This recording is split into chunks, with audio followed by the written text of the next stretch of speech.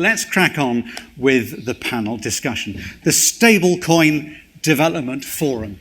So thank you, panelists, for joining us this morning. I'm just going to sort of give the names, and then I'm going to ask you, no, in fact, why don't you introduce yourselves? It's much easier. Can we go along the panel, say who you are, where you're from, and what you do? Sounds good. So we can test the microphone. I think it's working. My name is Kristin Reischel. I work for a company called Rapyd. Rapyd is a global fintech. We provide card acquiring services, card issuing. We have a payout platform. We have a wallet infrastructure. So all kinds of sort of fintech infrastructure.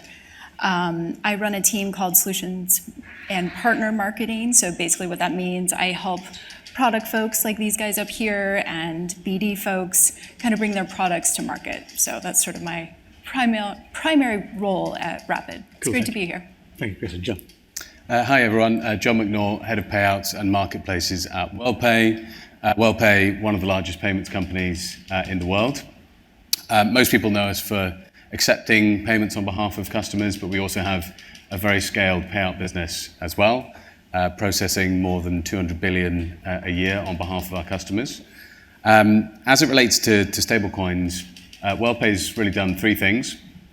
In 2022, we announced that we would help our customers to settle acquired transactions in USDC. We did that in partnership with Fireblocks on the end here and Circle. We also did a proof of concept with Visa, where we facilitated an end-to-end card acquiring transaction in USDC. And earlier this year, we announced our intention to launch USDC Payouts on behalf of our customers in partnership with, again, Fireblocks, and also this time with BVNK. So we're kind of part of the mainstream, traditional finance adoption of stable coins. We've been supporting the crypto industry for a long time. I think we signed up Coinbase in around 2016 as an acquiring customer. We've been following this space extremely closely for the rest of the intervening period, and are really excited to have this conversation today. Thank you. Prakash? So my name is Venkataramani Prakash. I am a Senior Director of Payments at Flywire. Flywire has essentially four main businesses, education payments being one of them, the largest. We are also into the travel space, B2B and healthcare. These are the four major verticals that we handle. We move money cross-border, domestic. We are essentially a software and payments company.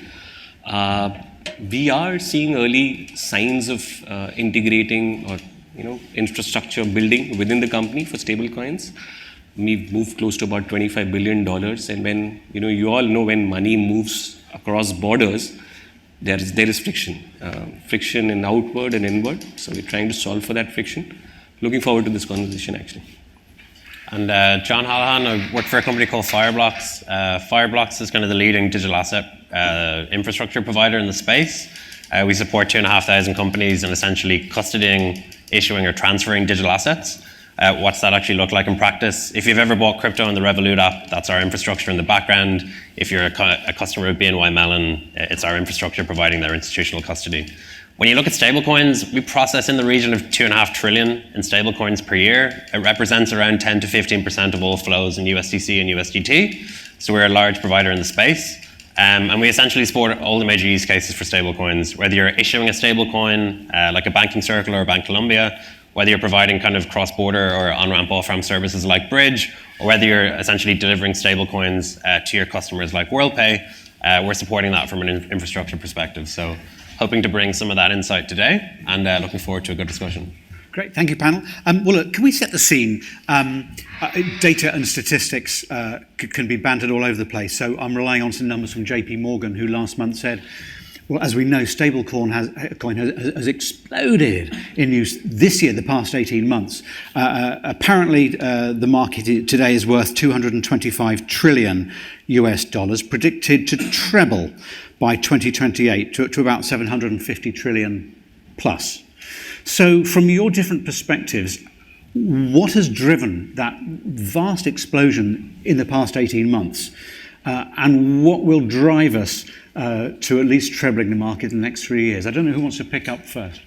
I'm happy to Thank you. dive in. I think it's always good to kind of look at how we got here, right? And that kind of gives us information on how we're going to move forward. So, I mean, a couple big things stand out. Obviously, a lot of research in the 90s, but then, the invention of blockchain, right? Like that was the moment, invention of Bitcoin. But then moving forward, there's sort of this Web 3.0, the distributed internet, and Ethereum 2.0 and blockchain 2.0, and that basically reinvented or seriously enhanced, this blockchain concept. And Ethereum basically launched an entire infrastructure that anyone could build on and introduced the idea of a smart contract. And by having a smart contract, it kind of builds in the integrity of the system so people can believe in it and trust it. So I think that kind of led us to where we are today. And I think a few moments in time will really spring us forward, including regulation. I think you have to look to the regulators. They have to create, the confines for all of us to stay safe and execute effectively. I think the Genius Act, honestly, whether you love it or hate it, I think all of us probably like it because it supports stablecoin use. That, in my mind, was the tipping point for stablecoin adoption globally. Moving forward, I think we'll just continue to see advancements in blockchain technology. Solana is a great example there.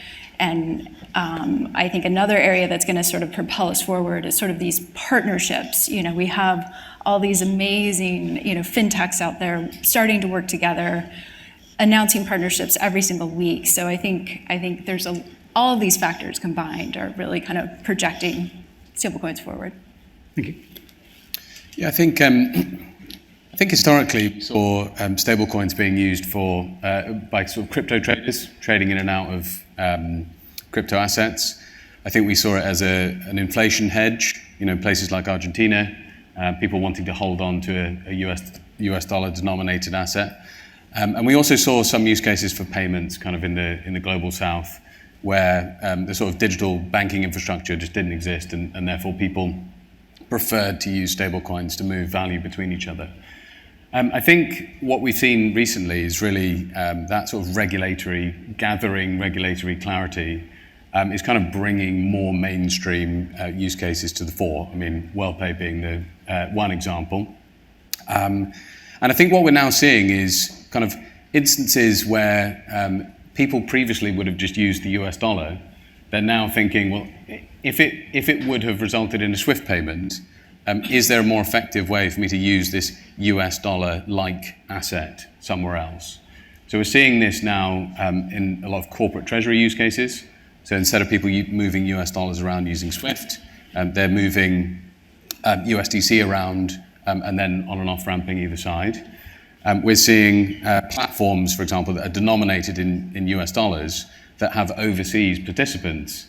Instead of, again, wanting to receive a SWIFT payment, taking 2 or 3 days, funds coming off the principal, if it's getting converted by their recipient bank, an unknown value arriving in their bank account, and users on platforms saying, actually, I want to take control of this situation. I'd rather receive my USDC stablecoin now, and then I can convert it at my leisure at the rate that I prefer, and kind of giving people that flexibility. So yeah, I think it's really those people converting from traditional USD to US dollar based stablecoin that's really seen the sort of mass adoption of the last year. Yeah, so Tim, I have a slightly different answer. I'll probably talk about 2 areas of stablecoins. One is the regulatory side of things, where I feel that the regulators across the globe have actually moved from a wait and watch sort of a mode to rule making. So, and that's actually accentuated the use cases in the market. So that's been a big change. So, when you have clear rules, the adoption, the adoption within the market is high. The other thing that's sort of playing out in the market is the fact that there are multiple use cases, and we are essentially a software and payments company, so we look at use cases pretty closely. There are just multiple use cases coming to the fore. So stable coins can be used for trade finance and supply chain payments, where a smart contract can release a stable coin when the goods are verified, right? It could be used for programmable escrow, where a freelancer is probably releasing stable coin based on smart contract being verified, right? It can be, as we sort of mature within the stablecoin space, it could be used for loyalty and rewards, for that matter, right? So there are multiple use cases that's getting traction in the industry, and that's probably one thing that is standing out. And that, as I speak, there are just so many use cases coming to my mind. I know for a fact that Singapore and UAE are looking at VAT collections through stablecoins. That's even, charity and humanitarian aid. These are conversations which are happening in the market. So pretty exciting times, but, I would look at regulations and use cases. I think from our side, so as I mentioned, we kind of have this 200 billion roughly a month that's going through the platform in stablecoins. We're kind of seeing kind of 3 interesting use cases in that space.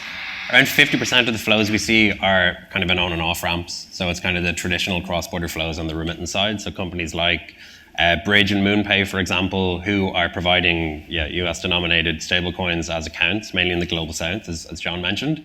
The second use case then is kind of more on the B2B corporate payment side. So we're starting now to see more corporate treasurers become comfortable with stablecoins, and now thinking about how they can use them basically in collaboration with also using Swift payments. So working with companies like Zodia Markets in that space to essentially provide that level of FX, which makes corporate treasurers comfortable.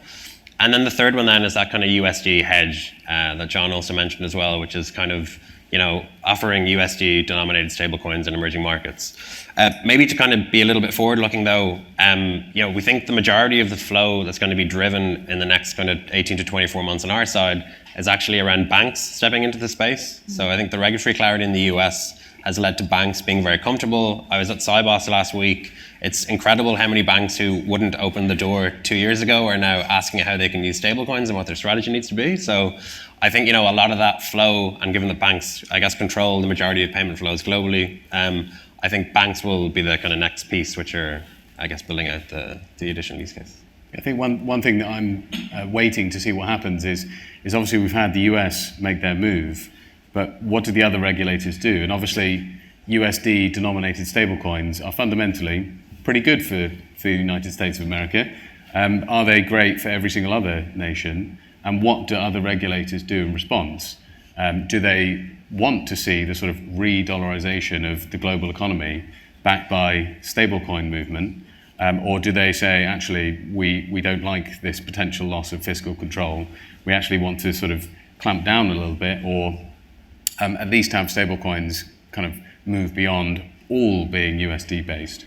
Yeah, I think that's a good opportunity for other currencies to take a bigger role. But I think 80% of all global trade happens in U.S. dollars, right? So it's a shift, but it's not, right? So it's not that different from what we already see today. So no, but it is an opportunity for other strong currencies to take a stand. I think certainly on the trade finance side and the trade side, if you take like Swift, for example, like less than 50% of Swift payments are in USD, for example, about 15% in Great British Pound, about 20% in Euro. So in the bank stepping into the space, I think the majority of those commercial use cases and cross-border use cases, there actually is a role for those non-USD denominated stablecoins. And particularly when you look at a lot of the exchanges that are launching now in Europe and kind of scaling out, USD as a denominated currency, unless it's been approved by MiCA, for example, it's not going to be an option. So I think there is space for non-US denominated stablecoins, but the use cases just haven't been proven out yet at scale. The point about the American economy taking the lead, and I wonder whether the Genius Act, etc., has happened deliberately to ensure that America stays at the centre of international finance. How much appetite is there in the rest of the world for that to occur?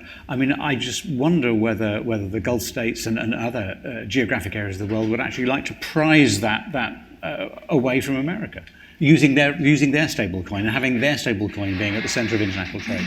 Do you see that happening to an extent? Yeah, I think if you were, before the Genius Act being passed, if you were to look at kind of the two main markets in the world that have been very open to the adoption of digital assets in general, you'd probably look at the EU with the MiCA regulation, and you'd look at the UAE, in particular in the Middle East. So, first global digital asset regulator, VARA in Dubai. You've got ADGM in Abu Dhabi, who are essentially kind of leading the charge on the more traditional side, and you've got a central bank who's very open to kind of the adoption of the technology. You've seen a couple of the banks out there, First Abu Dhabi Bank, for example, who've already launched a stablecoin, others that we're speaking to that are already customers who are thinking about the same. But the reality is that's quite a small market and mainly a large remittance and cross-border market. So I think for use cases of remittance, it's interesting, but when you actually think about the scale of banks out there, not as interesting market as Europe, for example. The EU regulation, probably not as good as well because you can't pay out yield on stablecoins, same in the US. So I think if there's a market that's more open to paying out yield, I think that's an opportunity for you to kind of take a step in the right direction.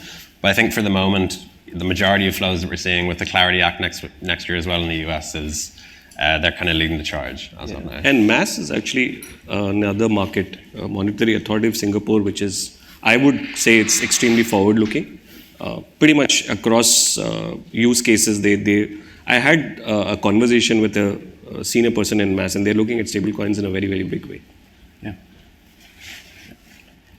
So if we, as the situation currently is, most stablecoin are pegged to the US dollar. Stablecoin has never experienced a recession, has it? It hasn't seen recession, depression, and economic turmoil that other fiat currencies have. If, I'm not suggesting there will be, if there is significant economic change in America, if there is a recession, if there is even worse, will stablecoin cope? Yeah, I'll start. So I think... But so many stablecoins are tied to US treasuries, aren't they? Sure. I can see an unforeseen territory that we haven't explored yet. Yeah, I mean, we've already seen depegging of stablecoins already. I think, USDC was depegged. I can't remember the exact amount in 2023. Silicon Valley Bank went under, so assets were frozen, right? So it has happened. We have seen stablecoin issuers that have failed, right? So there's always that risk, no question. And I don't see that changing at this point in time. I mean, there's always a risk with all this, and hopefully the U.S. will stay strong. We'll see, but for now, One thing I thought was particularly interesting about that moment was the sort of flight to safety was moving out of USDC and into USDT. So the transparency that USDC gave you was actually a sort of perceived negative, whereas the relative opaque nature of USDT was actually, better that you don't know, which I found fascinating, kind of, and shows you how the market moves in this kind of ecosystem. And consumer confidence, right, plays a major role in all of this, right? So, I think that's an interesting point. Transparency is great until the consumers start to get scared, and then you've got a real problem. Yeah, I think it's more of a threat on stablecoin issuers than kind of the market of stablecoins, because the majority of these companies who launch stablecoins, their main business is their net interest margin on the reserves, right? So for them, obviously a recession or the US Treasury is being paid out at a lower yield is bad for their business model. I think what's quite interesting when you compare where we are now to where we were in 2023, the majority of issuers now are actually kind of, rather than being in traditional US Treasuries, a lot of them are going into tokenized US Treasuries. So like BUIDL, which is BlackRock's money market fund, has been very successful at targeting crypto native businesses for their treasuries. And the majority of stablecoins now are backed in some way by tokenized money market funds. The benefit of tokenized money market funds is that you can subscribe and redeem out of them essentially instantly. And I think a lot of the kind of run on the bank piece was that you couldn't access your treasuries or redeem out of them within 2 or 3 days. So hopefully, as more backing assets are moving on chain, we'll see less issues around the volatility of pegging. But I think it's mainly a problem for issuers. I think people who are using stablecoins in the ecosystem, you want the flexibility of having access to many different stablecoins across many different rails. For issuers, obviously, then it's more of an issue if there's a recession or other types of things like that. Yeah, and liquidity management also is super important, because in terms of in times of extreme stress, there can be multiple levels of redemption which can happen together, which can actually shake up your liquidity, which is your reserves. So that's something that that's a security risk. So I want to get on to matters of regulation and other stuff, but I'm just fascinated by what could, and I don't want to sort of hype up the possibility of an economic disaster, but is the stablecoin infrastructure that we have strong enough and stable enough to withhold financial shocks that a couple of years ago we wouldn't have necessarily predicted could be ahead? Well, I'll look to the infrastructure guy to answer that. The technology infrastructure is fine. Yeah, like I think the base level infrastructure at a technology level is good, but it's the financial infrastructure of how you manage your reserves and different pieces, which are, I mean, it's down for the fiscal stability of the organization, right? So it's hard to know unless you're kind of looking at the financial reports of all the different issuers. But I think from a technology basis, we're fine. Yeah, I wouldn't necessarily decouple it from traditional finance in that regard. I think they're so intertwined that it's one and the same thing. Yeah, I would say, there are, things could probably go wrong in any environment, whether it's a traditional setup or a stablecoin framework. I think, with stablecoins, there are a bunch of things that can go wrong as well, whether it's reserve management, where your assets are not adequately collateralized, for that matter, or there's a single custody owner for the stablecoins and there's mismanagement of the custody, right?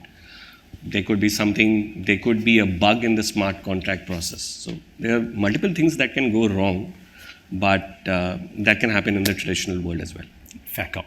Well, look, let's get on to regulation, which has been spoken about and touched on here quite a lot already. So regulation has been the driver, we think, for the explosion, certainly this year, and could assist stablecoin to spring forward in the years to come. Are you content with how regulations are emerging globally? Clearly there are differences from region to region. Do you have any concerns about how regulation is developing?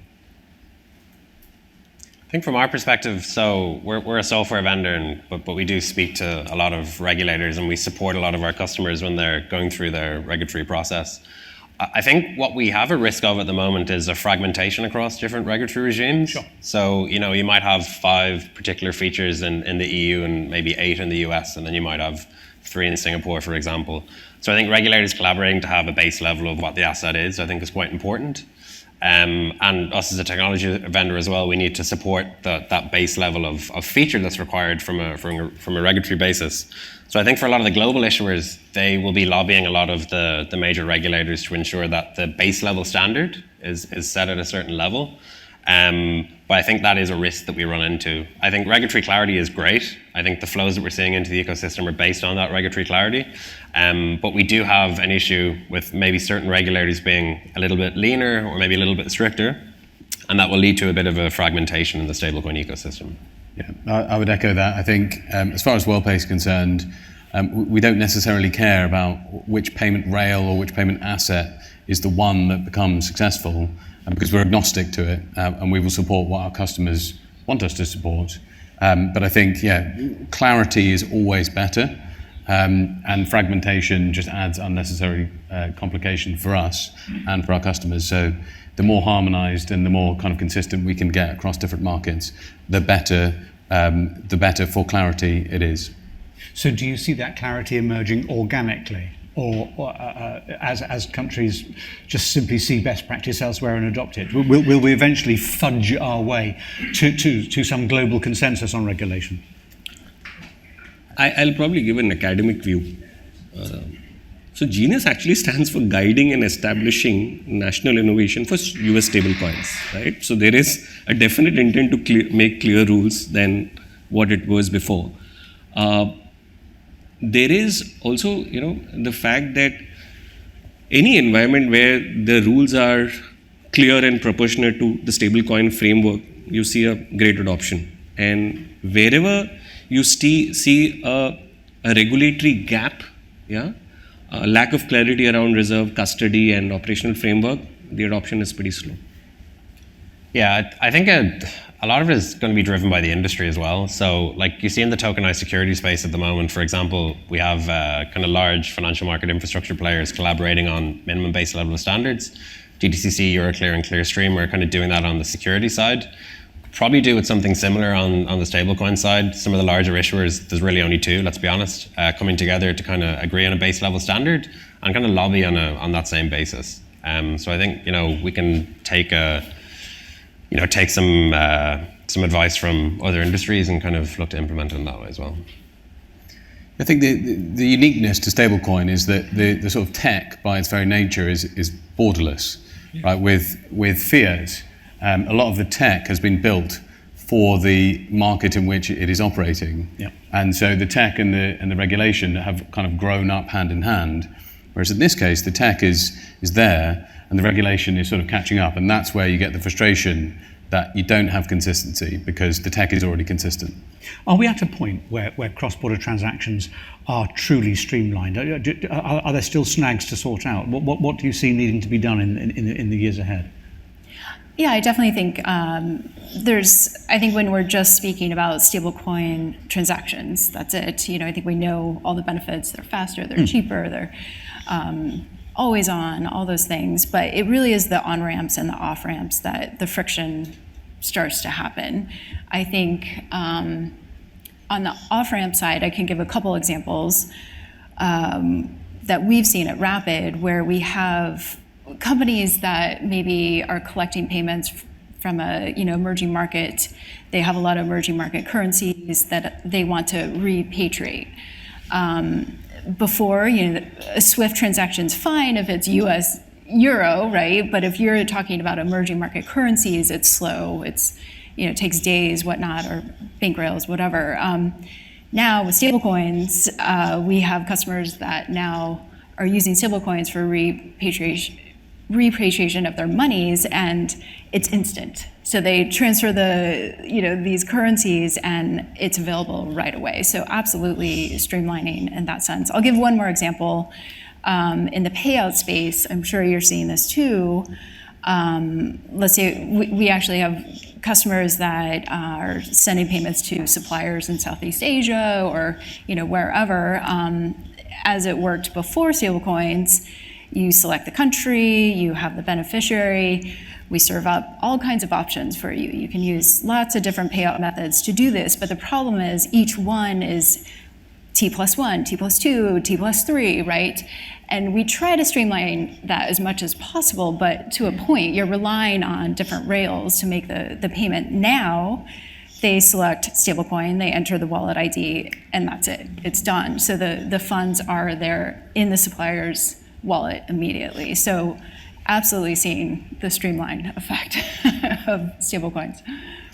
Yeah, so my perspective at least on the payout side, is that cross-border payouts is a problem that's sort of largely been solved by companies like Worldpay and the sort of onset of RTP networks across the world, where the impression to the customer is of a real-time cross-border transaction. Sure. And that's great if the beneficiary wants to receive their home currency. So, for example, if I'm receiving GBP here, my experience is great if someone wants to pay me from overseas. As I mentioned earlier, the biggest use case that we see is when that is not the case. So, for example, if someone wants to pay me in USD, or if for some reason I want to receive USD, there is no sort of cross-border ACH type solution that can help me there.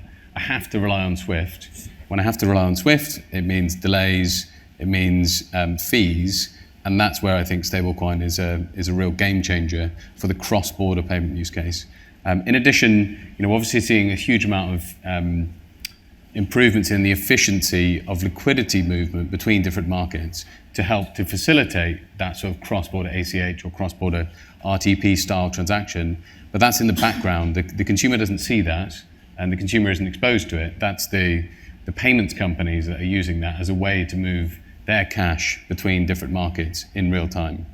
But the problem is someone still needs to be there on either end with the fiat to allow that transaction to occur, as they did before. Yeah, I think the reality is on the cross-border flows, like a blockchain or stablecoins are just They're just one additional payment rail, right? So they're not always going to be the right choice. And I think if we're sitting on the stage in 2 years' time and we're not talking about it being stablecoins, but it's just in the back end and someone is receiving money and can go in and out of a stablecoin into fiat, I think that's success for the industry. We speak a lot about use cases, but the reality is we're speaking about use cases because there haven't really been wide-scale production in a lot of them yet. So I think, success for us is, cross-border flows being in stablecoins or tokenized deposits or CBDCs, whatever it is. And, the end user doesn't know that it's a stablecoin. Yeah, I think that is the single biggest adoption barrier, is the fact that with stablecoin and crypto in general, the user is very much exposed to the technology. They're aware of precisely what asset is being moved to them or from them. If you think about commercial bank money in a sort of fiat ecosystem, I'm not aware that my pound is, a Barclays pound versus an HSBC pound versus anyone else's pound. We've managed to make that seamless between, central bank money and commercial bank money, and the experience is very, very harmonized.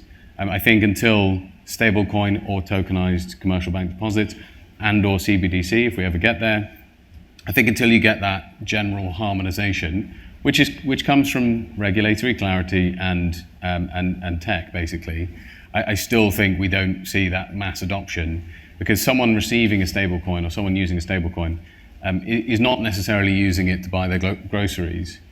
They're thinking of it as a separate pool of assets that can be at some point redeemed or exchanged for the sort of day-to-day utility asset that they use. Unless they're in emerging markets, right? Then it's a different story. But I think here in the UK or the US, you're right. But I think in these emerging markets, there's partnerships with Visa and Bridge, right? Where they have stable coins in their accounts, and at the POS, it's getting instantly converted, to the local currency. So it's happening, but it's sort of edge cases. It's not. Yeah, but I think the benefit of that is obviously you're using a card in the same way that you would for your traditional system. So the UX for the user is largely the same. Yeah. So I think the UX is really the issue here around the cross-border piece. And if you're in an emerging market and you have a stablecoin balance and you can spend it, you don't care what the balance is, if it's a stablecoin or if it's a traditional asset.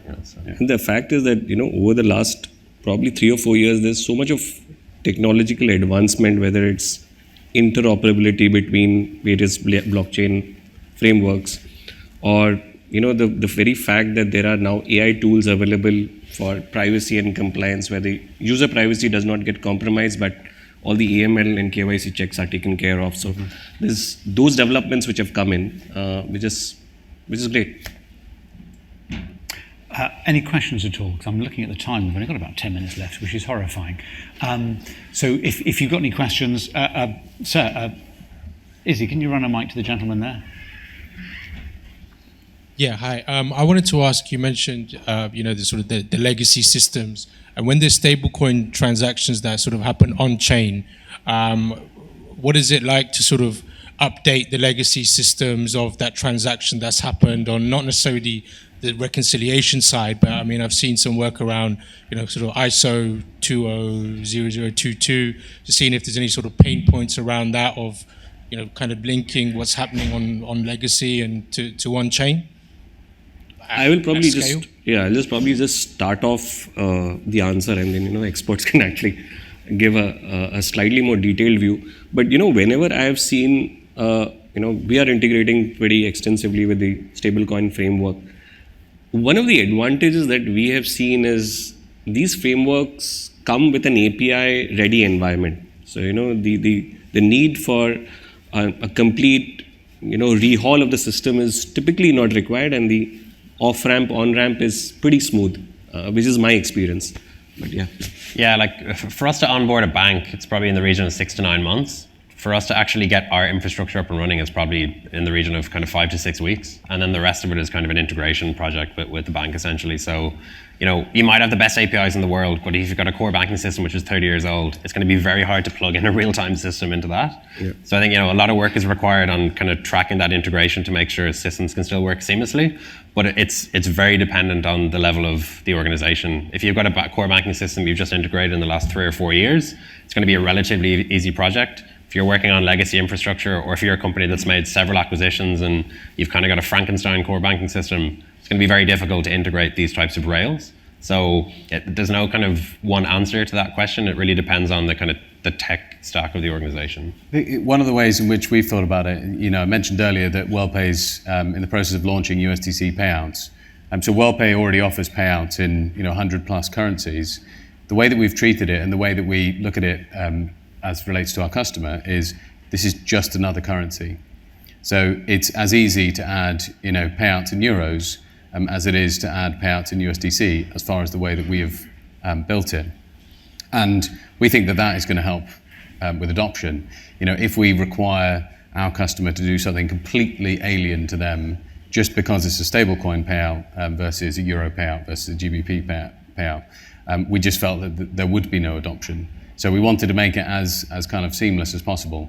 Our customer can choose to fund us in USD or any of the other available funding currencies and just simply pay out in USDC.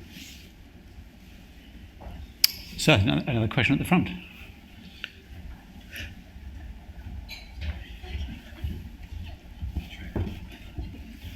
Thank you.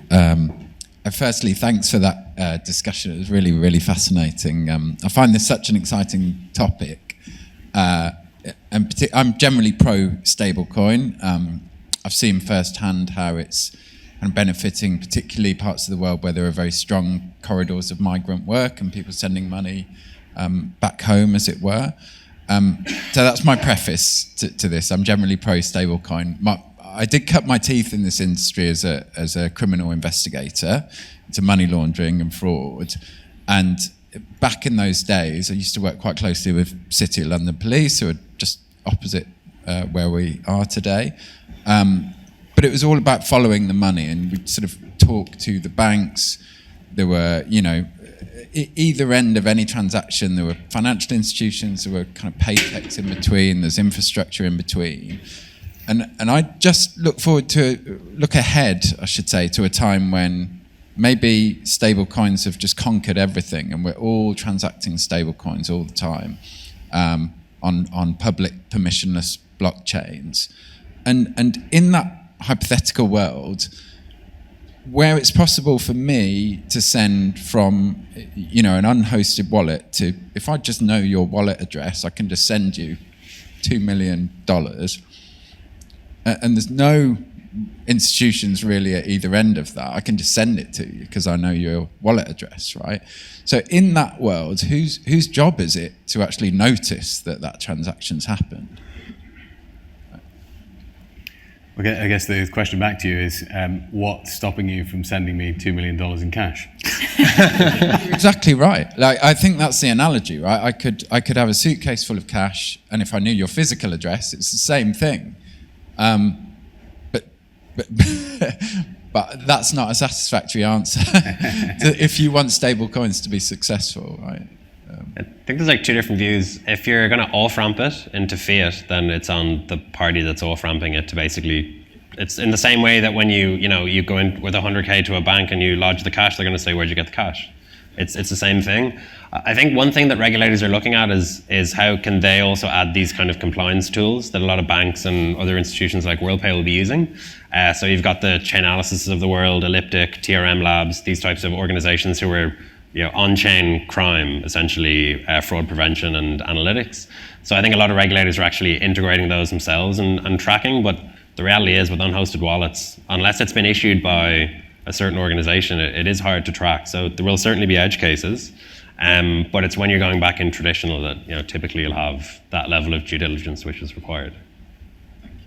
Yeah, I mean, I suppose that all of that assumes that fiat will always be there, and you'll always want to convert back to fiat, which is I think is probably the case as well. I was just sort of interested in your take and how all in are you on this in terms of, will we get to a world where maybe you don't convert it back to fiat because you're just transacting in stablecoin all the time, like you're getting paid in stablecoin?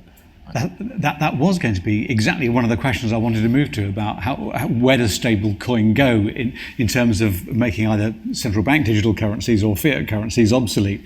But I've also looked at the clock and seen that we've got to wrap up. So with those thoughts in mind, possibly, what do you see in the next can you look forward? How far can you look forward? Next 1 or 2 years, what are the big developments we should be looking at and thinking about? In 30 seconds each, please, panel.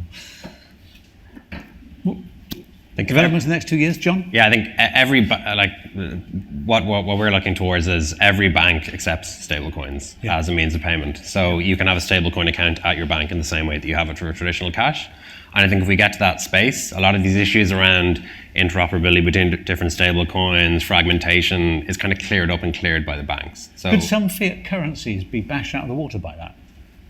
Listen, in 2 years, no.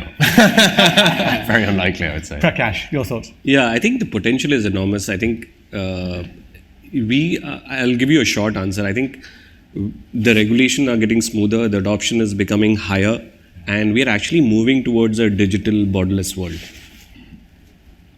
So my opinion is the one to watch is tokenized commercial bank deposits, because I think it's been demonstrated that they can operate more easily within the current regulatory framework, and will regulators of markets that is not the US prefer to kind of maintain some of the fiscal control that they get through the banks by having assets that are on-chain, got all the sort of benefits of stablecoins in terms of movement, but still kind of maintain that sort of economic benefit to commercial banks being able to lend money to people. So I'm going to answer this a little bit differently. I think maybe more selfishly, I feel like the missing piece in all of this, I mean, it's great that all of this infrastructure is getting built and it's getting easier, but I think we're still missing that customer experience, a good, easy to use, clear customer experience. I think the financial use cases have been not solved, but greatly, vastly improved, but we are still missing that clean, simple user experience. So that's something that I think we still need to work on. There's a challenge for the tech and the platforms and everybody else out there. I have to apologise, panel. We do have to wrap up. I don't know where 45 minutes has gone. I think next time we'll ask for a couple of hours, and we'll do stuff in more detail. And we'll need snacks. I think. And more gin in the water. But panel, it's been absolutely amazing. We've covered so much and so little, but absolutely brilliant. Thank you very much. Your panel is.